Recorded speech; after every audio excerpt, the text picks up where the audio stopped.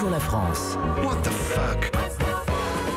Et oui, et ce matin, merci, Bertrand, oui. c'est ça qui est bien dans notre émission, c'est qu'on passe du rire aux larmes, des émotions fortes, et puis voilà, des histoires. Ce matin, c'est le grand retour des belles histoires de Bertrand Bernard. Oui, Daphné. Oh, merci la France.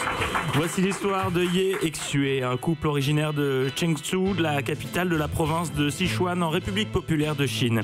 Ils se sont rencontrés en 2010 et plus récemment, ils se sont mariés et sont devenus parents. Comme de nombreux couples, le dimanche, ils vont déjeuner chez belle-maman. Et en France comme en Chine, les repas chez la belle-mère, ça se passe de la même façon.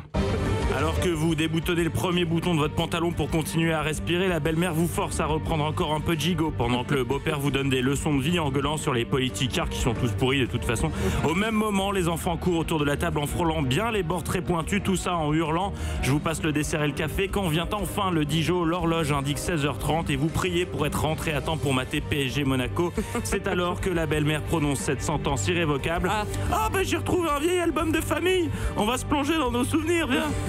Et c'est parti pour des heures à se forcer à sourire devant les photos de l'arrière-grand-père décédé 25 piges avant votre naissance.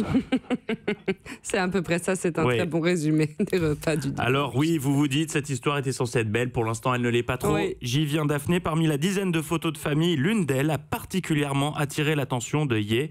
C'est un cliché de son épouse devant un monument. En arrière-plan, son mari Ye, y est. Rien d'incroyable, me direz-vous? Eh bien si, puisque cette photo a été prise en l'an 2000, soit 11 ans avant que le couple ne se rencontre. Donc, Xue prenait la pause sur la place touristique du 4 mai dans la ville de Qingdao, et au même moment, son futur mari, qu'elle ne connaissait pas encore à l'époque, faisait exactement la même chose sur cette même place. Et cette découverte incroyable lui a aussi permis de pouvoir rentrer plus tôt chez lui pour retrouver sa photo à lui, qu'il avait prise de son côté, et donc échapper à la belle-mère, comme quoi... Voilà, bref.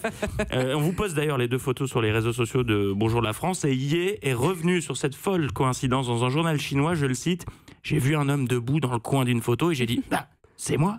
Quand j'ai vu ce cliché, j'ai été surpris, j'ai eu la chair de poule sur tout le corps. » Alors je ne sais pas si ça relève du destin ou si le hasard fait simplement bien les choses, comme on dit, mais toujours est-il que c'est pas vraiment commun ce genre d'histoire. Le seul autre cas similaire qui existe, c'est produit en France. Il a jamais osé en parler jusqu'ici parce que il aime pas trop parler de lui. Mais récemment, Ariel s'est reconnu en arrière-plan d'une photo de René Coty enfant. Décidément, la vie est pleine de surprises. Voilà. Bertrand Bernard, magnifique histoire. Merci beaucoup.